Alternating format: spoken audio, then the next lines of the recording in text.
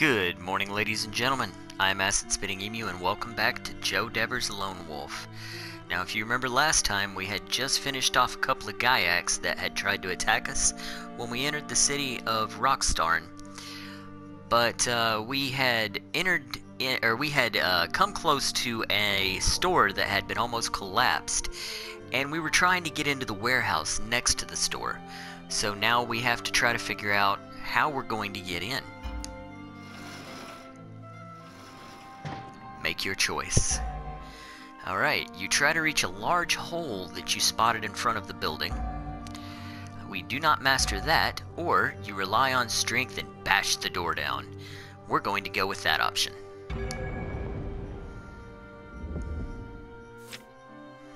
Action event. Making a decision through the multiple choice menu may trigger an action event. Be ready for anything or face the consequences. In order to perform a charged action event correctly, repeatedly press the correct command to charge the central circle until it's filled. If you don't fill the circle in time, it will disappear.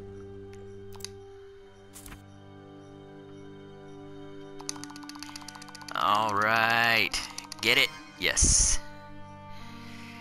You give the door a forceful shove and the charred wood disintegrates. The door collapses and you rush into the store with your weapon in hand. Within moments of entering, you are confronted by angry Gaiacs who are ready to attack you and fight to the death.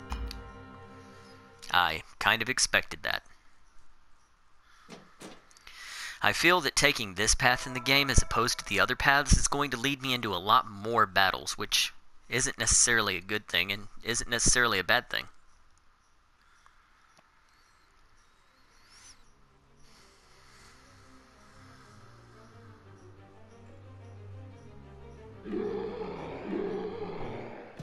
Alright, got two Gaiacs here.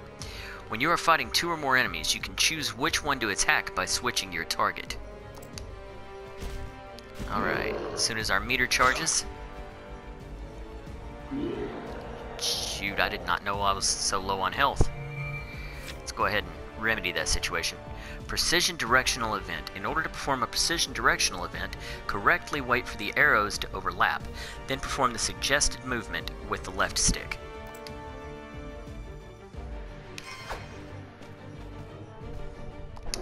Ah, shoot. I pressed the wrong button. Whoa, whoa, whoa, whoa, whoa. I'm letting my timer run out and I didn't even realize it. Let's go ahead and finish one of these guys off. Are you kidding me?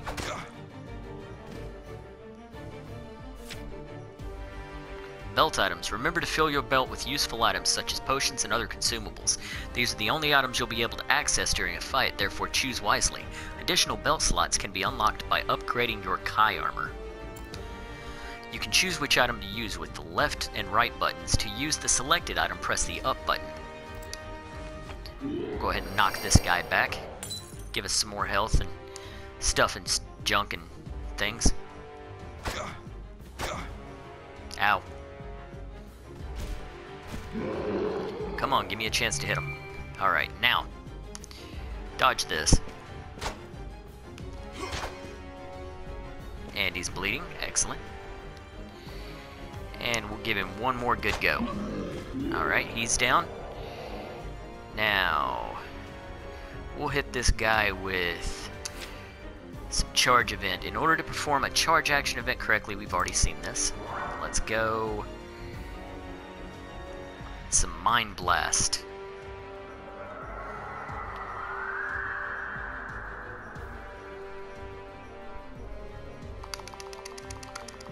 Bam. Boy, that must have hurt. Sometimes I believe that leaves them, yeah, stunned or dizzy, whatever you want to call it. And that should stun them long enough for me to be able to recharge my meter. There we go. And come in with another attack. And run him through with the Summer Sword. Nice. Anyone else? Cowards.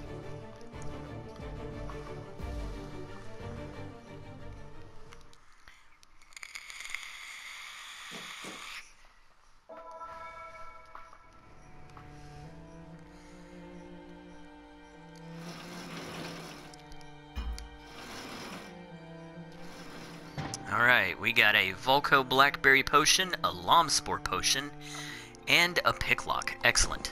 Go ahead and take all that. This was once a thriving general store, but now it lies in ruin. Its structure badly damaged by the fires that were started deliberately by the marauding Gaiacs. Much of its stock has also been looted or despoiled by these unwelcome invaders. A map of Rockstarn and the surrounding mountainous areas hangs on the soot blackened wall. This mining village is built on a plateau of rock overlooking the sunken forest. The entrance to its famous Bronin mines is located in the southeast part of the crater-like wall of rock that surrounds and contains the wooden depression. You suspect that Bronin may be the reason why the Gaiacs have invaded Rockstarn in force. You search through the debris that covers the floor, but there is little of value to be found. You are about to stop your search and leave the store when, behind the store's counter, you discover something that sparks your curiosity. It is a large wooden chest, and it is locked. Alright, now this is going to take us to the lockpick menu, which, if you're anything familiar with Skyrim or Fallout, you'll be familiar with this lockpicking mechanism here. To open the lock, you must find the right position for the pick. You can rotate the pick moving the left stick to the left or the right. The pick will rotate around the lock. When you position the pick, you can try and force the lock with the knife. You can force the lock with the knife moving the right stick to the left. You can't force with the knife while you're moving the pick.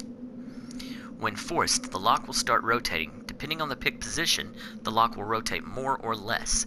When you'll find the right position for the pick, force with the knife and the lock will open. If the pick is not in the right position and you force the lock, the pick will start losing durability. If you force too much, the pick will break. You can decide to give up at any time by pressing the back command. Alright, let's find our honey hole here. Oh yeah, there we go. Didn't even break one.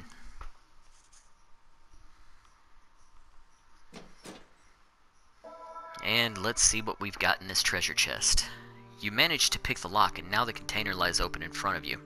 You look inside and find some valuable items that could prove useful.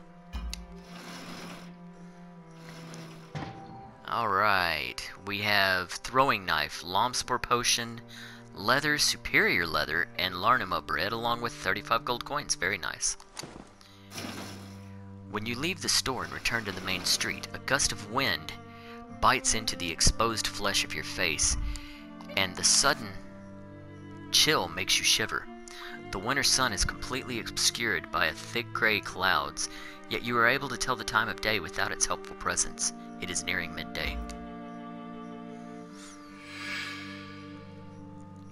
Alright, we're going to go ahead and we're going to meditate real quick. You don't sense immediate dangers. This is a safe place to meditate. So I shouldn't be attacked while I'm meditating right here. There's never any guarantee. It could be the safest place in the world and you could still get attacked, but... Alright, let's go on to our next... There we go, next objective. Do you want to write your story from here? Yes. You follow the main street, tense and alert, ever watchful for signs of human life and Gaiac raiders. Suddenly, the door of a nearby building is thrown open, and into the street pour a gang of Gaiacs, growling and waving their black-bladed weapons above their loathsome heads. You steel yourself for imminent combat, but your concentration is broken when you glimpse a human is amongst their number. It is a girl in her late teens, with short dark hair and sharp, sparkling eyes. Judging from her appearance and her clothing, she does not look like a typical Rockstarn villager. Make your choice. You feel compelled to intervene. You fight the Gaiacs in the open. You don't master this discipline? You take advantage of the confusion to observe the girl. You launch a mind blast attack against the distracted Gaiacs. We're gonna just bust right through the middle of them. The girl breaks free from the gang of Gaiacs that surround her. She sprints past you, and instinctively, you move forward and place yourself between her and the pursuing enemy, blocking their path. Orgadak Darg Okaka Gudjag, you shout disdainfully in Gaiac. While your command of their language leaves a lot to be desired, it is good enough for these Gaiacs to understand what you have said. Pick on a human your own size. You glance over your shoulder and see the girl. She has stopped momentarily, and for a fleeting second your eyes meet. In the blink of an eye, she upholsters a small crossbow from beneath her cloak. It is unlike any crossbow you have ever seen before.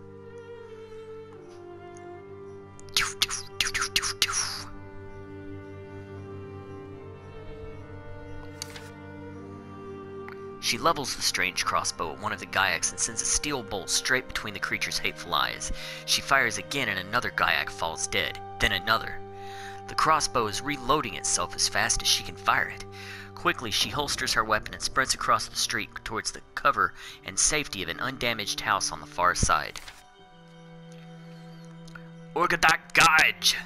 Die, human, roar the gang of Gaiacs. You spin around to face them as they come rushing towards you, with their weapons held ready to cut you down.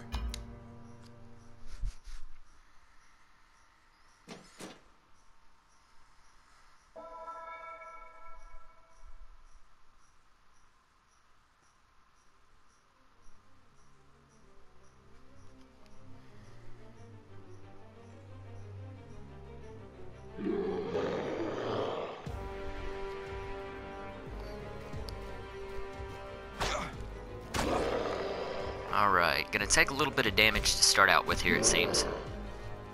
I forgot to put the Lom Spur potions in my belt, that's okay. We'll go ahead and we'll start with this guy here. And down, bury my axe in his head and kick him off of it. Excellent. Alright, now we'll go with this, increase the power of our melee attacks, and we'll try to take this guy down. Yeah. That did nicely. Go ahead and bury one of these in his head. Oh, I missed. Okay, we'll bury a bunch of these in his head then. Bam, bam, bam. That takes care of him. And I figured there'd be another one coming along. Now with this guy, well, I was going to say we were going to go ahead and use our big bad attack. But it's not charged, oddly, so let's go ahead and just finish him off.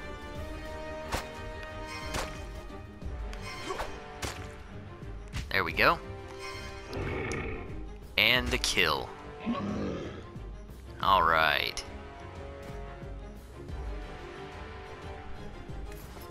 I need to start remembering to use my weapon skill at the very beginning of the battle. I'm not used to using it, so I think that I would have time to charge up and still be able to use my Sommersword if I were to use it at the very beginning. Rockstar Archivist. Let's see what we got. A picklock, another Volco Blackberry Potion, and another Finest Leather Pouch. Very nice. The girl is nowhere to be seen. You focus your gaze on the houses opposite and detect fresh tracks leading toward the front door of the largest house.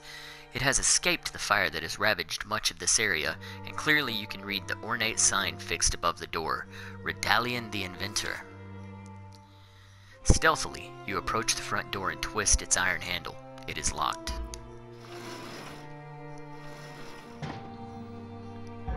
Well, of course, no lock can stand before the mighty Lone Wolf. Ah, yes. Fearful of being spotted by roving Gaiacs, you ram the door repeatedly with your shoulder, hoping to break the lock or dislodge the hinges. When you ram the door for the fourth time, the lock breaks and the door bursts open. You rush through the open doorway and catch your first glimpse of the interior of Redalion's house. It is furnished with sturdy chairs and tables, all stacked high with blueprints of inventions, prototype clockwork devices, and tools of all kind. Your eyes adapt quickly to the dark interior, and your ears detect a dangerous whistling sound. A crossbow bolt is speeding in your direction. Instinctively, you twist away from the missile, and it gouges your forearm before embedding itself in the jamb of the front door. In the shadows on the far side of the room, you see the girl with her crossbow in her hand. For an instant, you fear she will fire again, but she raises the weapon quickly and points it at the ceiling. "I could have killed you. I thought you were a Gaiac." I am Lone Wolf, and I am your liege lord, you reply, taken aback by her impertinent tone. You close the front door and keep it shut with one of Redalion's metal contraptions. Once you are sure the door is secure, you ask the girl, "What is your name?" "I am Leandra. Jen Redalion is my father." Leandra's tone is tense and irritable. It's as if she resents having to answer your simple question. This is not how the villagers would normally address their liege lord, and you assume she must be in a state of shock. "Thank you, my lord," she says, her voice dripping with sarcasm. "So gracious of you to visit your humble little village. Such a pity you arrived too late. Far too late." Her impertinence shocks you into stunned silence. You are a little unnerved by her disrespect and belligerence. The girl goes and stands next to a latticed window at the front of the house. Anxiously, she peers into the street beyond. She is fearful that more Gaiacs will arrive soon and try to break into her house. You stand on the other side of the window and try to get her to talk to you. Together, you keep a watch for marauding gangs of Gaiacs. After a few minutes of uneasy silence, finally she relents and tells you what has happened in Rockstarn. She also tells you something about herself and her famous father. A large raiding party of Gaiacs, supported by Dracarim, attacked the village the day before yesterday. They gained entry into the village by the way of the large steam-powered elevator platform. This elevator is used to hoist wagons of Bronin ore and convey miners to the floor of the sunken forest. Rockstarn was attacked during the day. From this fact, you deduce that the raiders were not focused upon killing the townsfolk, since they launched their attack at a time when the village was least occupied. Many of the villagers were down in the sunken forest when the attack began, either working in the mines or gathering timber. The lucky ones have all since taken refuge in the mines, which may well be the safest place to be at the present, and certainly the easiest to defend. Unfortunately, the timing of the attack caught the most vulnerable villagers unawares and undefended. You recall the macabre sight that greeted your arrival, and a shiver runs down your spine. The armies of the Dark Lords are cruel beyond reason. They delight in murder and mayhem and know no other way. Leandra is unsure about precisely what the raiders came for, but she stayed behind to sabotage the elevator. She acted with the help of Tarler, the village sheriff. By doing so, she would prevent the Gaiacs from pursuing and killing her kinfolk before they could reach the sanctuary of the mines. She has since played cat and mouse with the Gaiacs, constantly moving and hiding to avoid being captured or killed. She tells you that she removed 3 essential parts of the elevator mechanism: the compression valve, the drive chain, and the control handle. She has one of the parts in her pocket. It is the compression valve. The other 2 parts are in separate locations in the village. Leandra tells you that Tarler, the sheriff, has the control handle, and that she hid the drive chain in the foundry near the ore smelting works, a large building located close to the cliff edge. Without these parts, the elevator is useless. The Gaiacs cannot return to the forest floor. They are trapped here. The cliff is steep and sheer, and it is too treacherous to descend by rope. Leandra is anxious to rejoin her father and the others who are now hiding in the mines. Excuse me. Rockstarn is far too dangerous a place for her to stay here any longer, but she is sorely aware that the only way down to the forest floor is by using the elevator. To do this, she must have all 3 of the missing parts so that she can refit them and get the elevator working again.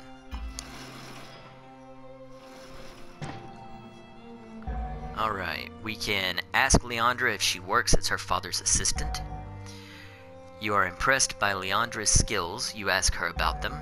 Or you feel the urge to move on, there is no time to lose. Let's go with impressed by her skills. You tell her that you are very impressed by the courage she has shown. Your compliment makes her smile, but only a little. It's the first time you've seen her relax her stern expression. How have you been able to survive in a village full of enemies, you ask? Leandra's smile broadens. I've followed my father's footsteps as an inventor, but my work is, how shall I say, less theoretical and more personal. She flicks back her cloak to reveal her holstered crossbow. I'm a crack shot with this. It's kept me out of harm's way so far, but now I only have a few bolts left. My ammunition is running out fast, and so too, I fear, is my luck. She reaches to a velvet pouch hanging from her leather belt. She clicks open its clasp and takes out a small metal cylinder, which she hands to you. I think this compression valve would be better off in your safekeeping. Please keep it secure. Our lives may depend on it. You take the compression valve and store it carefully in your backpack. Leandra stares directly into your eyes and says, I'm determined to join my father and my people in the mine. You have come here to pursue the raiders and avenge the destruction they have wrought. Is that not so? If you help me, then I will help you. You're going to need a working elevator to reach the forest floor. Without it, you'll not be able to discover the reason for this attack. Leandra says, when the Gaiacs discovered that I'd sabotaged the elevator, they were furious. In their blind rage, they vandalized the pump room and boiler house. I must go there and make good any damage to the pump and boiler. It's no good replacing the missing parts if there's nothing to power the elevator. And while you're taking care of that, I shall search for the missing parts, you reply. Leandra nods her approval. Remember, she says, Sheriff Tarler has the control handle, and the drive chain is hidden in the foundry. I had little chance to hide it properly. There were 2 Gaiacs chasing me, as I recall. I threw it among some other chains that were lying on the floor. It is very different to these chains. It's smaller, and it's well oiled. The foundry chains are dry and have a much bigger links. Very good. This will help me to find the parts, you reply. Your immediate tasks are now clear. You must find Sheriff Tarler and retrieve the control handle, and you must go to the foundry and find the drive chain.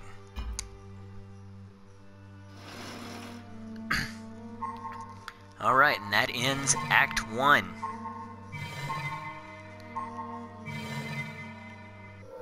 Alright. Excellent. Getting a lot of health here, a lot of vitality, so that's pretty nice. And I got a little bit more Kai power, so that's useful too. Blood on the Snow, Act 2. Guys, I'm going to go ahead and I'm going to end this one here. And we will pick up next time with Lone Wolf trying to find the other parts to the elevator. But I hope you enjoyed the video, and if you did, leave me a like and subscribe. Ladies and gentlemen, have a wonderful day. Later.